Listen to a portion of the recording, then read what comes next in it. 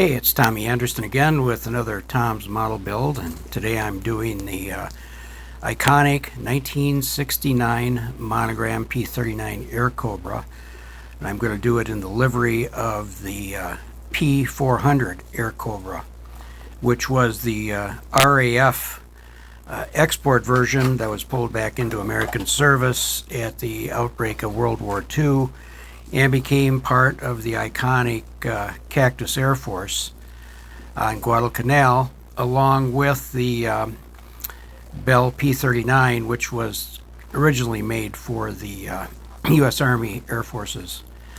It didn't turn out to be the air interceptor pursuit fighter that they hoped it would be, but because of its armament, especially with the nose-mounted cannon, it became a very effective ground support aircraft.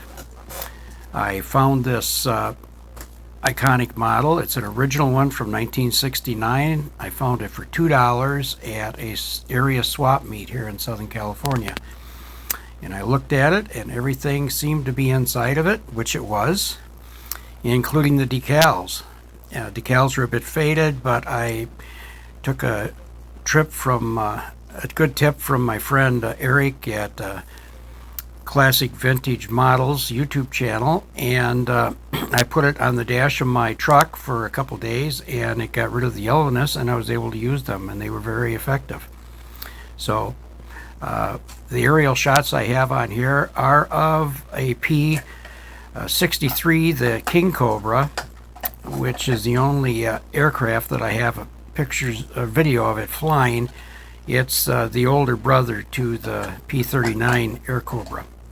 So enjoy, please like, share, and subscribe to my channel, and enjoy the build.